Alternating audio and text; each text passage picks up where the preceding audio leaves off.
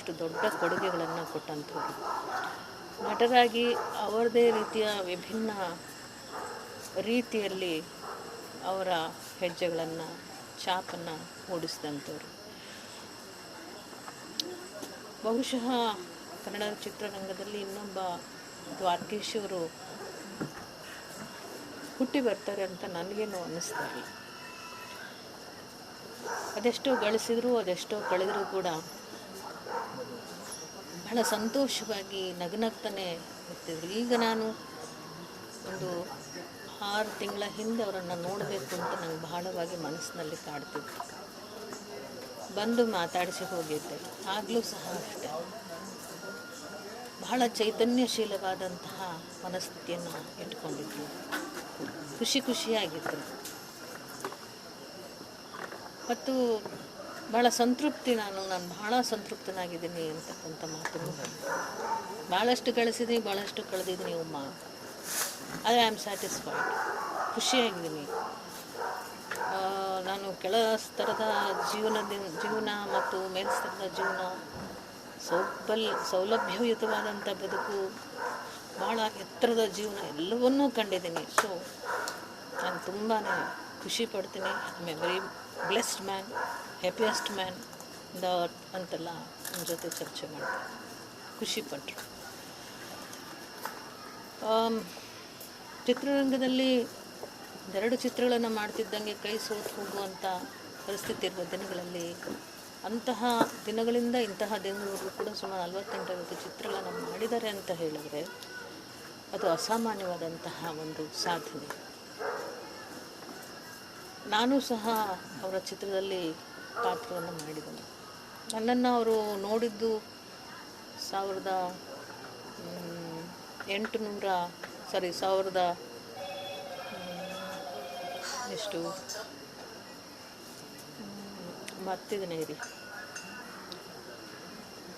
1985 ಸ್ನೇಹ ಸಂಬಂಧ ಅನ್ನುವಂಥ ಚಿತ್ರದಲ್ಲಿ ನಾನು ಮದ್ರಾಸಲ್ಲಿ ಶೂಟ್ ಮಾಡ್ತಾಯಿದ್ದೆ. ಆ ಪಾತ್ರ ಮಾಡುವಂಥ ಸಂದರ್ಭದಲ್ಲಿ ಅಚಾನಕ್ ದ್ವಾರಕೀಶ್ ಅವರು ಬಂದಿದ್ದರು. ಆ ಸೀನನ್ನು ನೋಡಿಬಿಟ್ಟು ಅವರು, ಯಾರೇ ಅವಳು ಇಷ್ಟು ಚುಟಿಯಾಗಿದ್ದಾಳೆ, ಭಾಳ ಚಮಕ್ಕಾಗಿ ಪಾತ್ರ ಮಾಡ್ತಾಳಲ್ಲಯ್ಯ ಅಂತ ಅಪ್ರಿಷಿಯೇಟ್ ಮಾಡಿದ್ರು, ಕರೆಸಿ ಮಾತಾಡಿದ್ರು.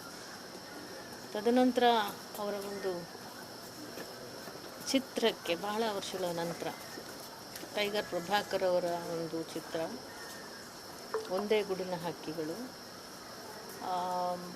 ತಮಿಳಲ್ಲಿ ಮನೋರಮ ಅವ್ರು ಮಾಡಿದರು. ಇಲ್ಲಿ ಯಾರು ಅಂತ ಹೇಳಿದಾಗ ಇವಳನ್ನೇ ಹಾಕ್ಕೊಳ್ಳೋಣ ಅಂದ್ಬಿಟ್ಟು ಪಾತ್ರ ಮಾಡಿಸಿದ್ರು. ನಿಜಕ್ಕೂ ಅವರ ಬ್ಯಾನರಲ್ಲಿ ನಾನು ಕೆಲಸ ಮಾಡಿದ್ದು ತುಂಬ ಖುಷಿ. ಜೊತೆಗೆ ಅವ್ರ ಜೊತೆಯಲ್ಲಿ ಗಂಡನಾಗಿ ಅವರು ಮತ್ತು ಹೆಂಡತಿಯಾಗಿ ನಾನು ಸಹ ಒಂದು ಚಿತ್ರದಲ್ಲಿ ಪಾತ್ರ ಮಾಡಿದೆ. ಚಿತ್ರದ ಹೆಸರು ಮಾಡ್ತಿದ್ದೇನೆ. ಆದರೆ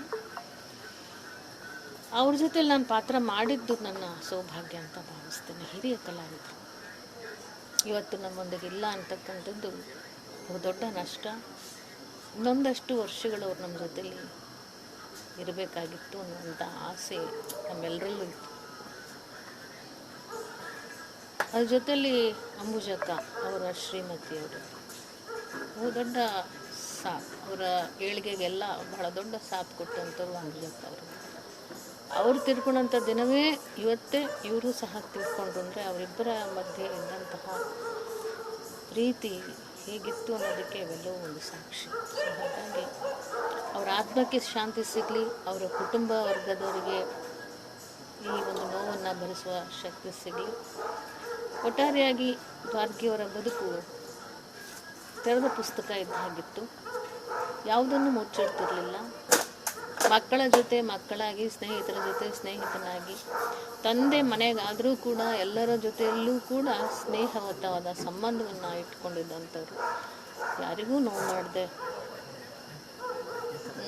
ಒಬ್ಬ ಒಳ್ಳೆಯ ನಿರ್ಮಾಪಕನಾಗಿ ಚಿತ್ರರಂಗದ ಬಗ್ಗೆನೇ ಹೆಚ್ಚು ಚಿಂತನೆಯನ್ನು ಮಾಡ್ತಾ ಸಿನಿಮಾವನ್ನು ಒಂದು ಪ್ಯಾಷನ್ನಾಗಿ ತಗೊಂಡು ಅದ್ರ ಜೊತೆಯೇ ಜೀವಿಸಿದ್ರಲ್ಲ, ಅದು ಬಹುದೊಡ್ಡ ಸಾಧನೆ. ಸೊ ಅವರ ಆತ್ಮಕ್ಕೆ ಶಾಂತಿ ಸಿಗಲಿ ಅಂತ ನಾನು ಆ ದೇವರಲ್ಲಿ ಪ್ರಾರ್ಥನೆ ಮಾಡ್ತೀನಿ. ನಮಸ್ಕಾರ.